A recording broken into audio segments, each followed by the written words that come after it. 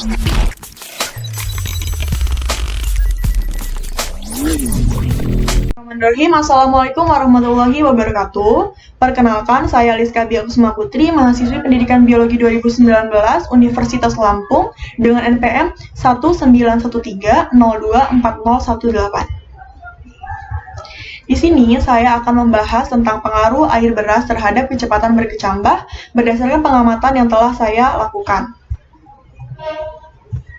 Dengan variabel bebasnya yakni air beras, variabel terikatnya kecepatan berkecambah, variabel terkontrolnya antara lain cahaya matahari, media tanam, udara, suhu, dan kelembapan. Tujuan dari pengamatan ini yaitu untuk mengetahui perbandingan kecepatan berkecambah benih yang disiram dengan air biasa dan dengan air beras.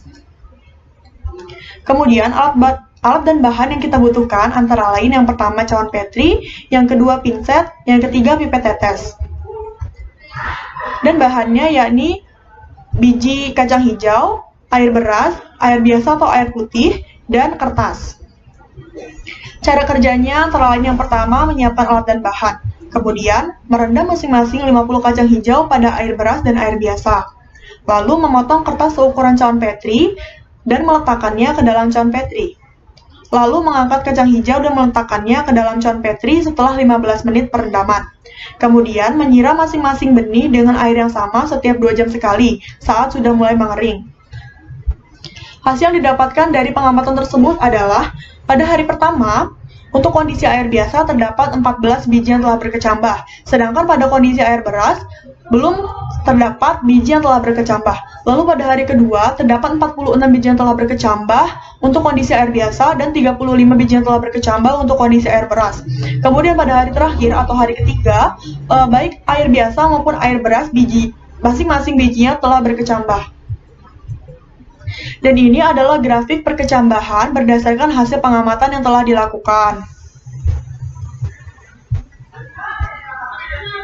Pada hari pertama, baik di kondisi air biasa dapat dilihat bahwa bijinya sudah ada yang berkecambah, sedangkan untuk di air beras belum ada biji yang berkecambah.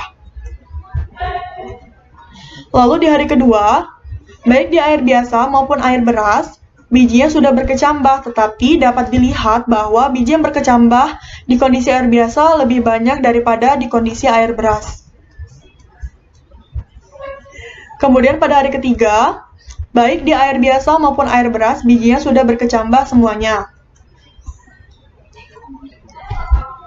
Berdasarkan data hasil percobaan, dapat diketahui bahwa benih yang diberikan air biasa akan lebih cepat berkecambah daripada benih yang diberikan air beras. Hal ini berkaitan dengan peristiwa osmosis, di mana peristiwa osmosis adalah perpindahan molekul pelarut, misalnya air, melalui selaput semi-permeable dari bagian yang lebih encer ke bagian yang lebih pekat.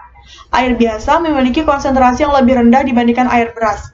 Air akan lebih mudah masuk ke benih yang diberikan air biasa. Sel tumbuhan akan memanjang akibat air yang masuk secara otomatis. Jadi, dapat ditarik kesimpulan bahwa benih yang diberikan air biasa akan lebih cepat berkecambah dibandingkan dengan biji yang diberikan air beras.